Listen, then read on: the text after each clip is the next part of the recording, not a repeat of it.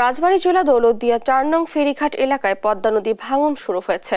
এতে দৌলতদিয়া লঞ্চ ফেরিঘাট সহ শতাধিক ব্যবসায়ী প্রতিষ্ঠান ও কয়েক শত বসতবাড়ি নদী ভাঙন আতঙ্কে রয়েছে।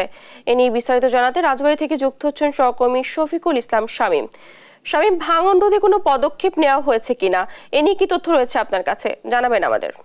ধন্যবাদ জানা। আপনি যেমন জানাচ্ছেন যে রাজবাড়ী দৌলতদিয়ার যে ফেরিঘাট রয়েছে সেই ফেরিঘাটটি কিন্তু নদী গত 2 দিন পূর্বে কিন্তু নদী ভাঙন শুরু হয়েছে।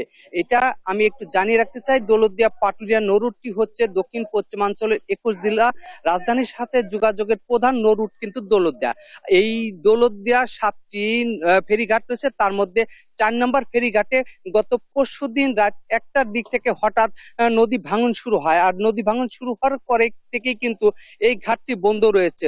তো বিআইডব্লিউটিএ কর্তৃপক্ষ কিন্তু নদী ভাঙন শুরু হওয়ার পর থেকে গতকাল বিকেল থেকে বালুভর্তি জিও ব্যাগ ফেলে ঘাটটি মেরামত করার চেষ্টা করছেন এবং ভাঙন রোধ করার চেষ্টা করছেন। আমি একটু যদি পূর্বের দিকের কথাটা বলি, দৌলতদিয়া ঘাটটি যে গুরুত্বপূর্ণ নৌরুট, এই নৌরুটটা কিন্তু গত কয়েক বছর যাবত 8 থেকে 10 বছর পূর্বে থেকে কিন্তু প্রতি বছরই নদীতে ভাঙে। আর এই নদীতে ভাঙার কারণে দৌলতদিয়া ঘাটের টি কিন্তু ছোট হয়ে আসছে। আর ছোট হয়ে আসার কারণে প্রতি বছরই এখান থেকে শত শত পরিবার ও শত শত ব্যবসায়ী প্রতিষ্ঠান কিন্তু নদী গর্ভে চলে যাচ্ছে, যারা অন্য জায়গায় কিন্তু চলে যাচ্ছে।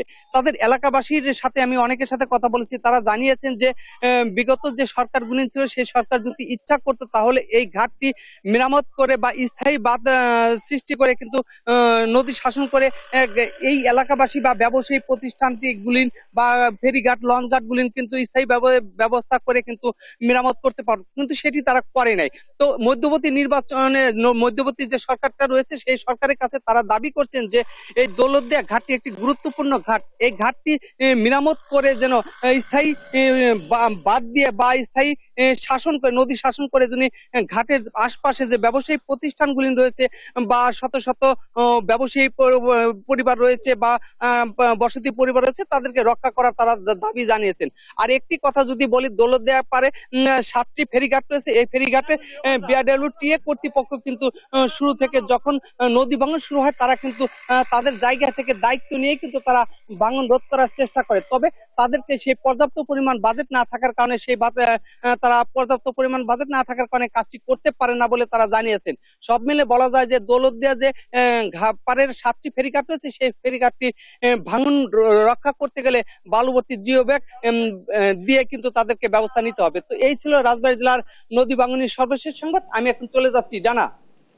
ধন্যবাদ আপনাকে। রাজবাড়ী থেকে যুক্ত ছিলেন আমাদের সহকর্মী।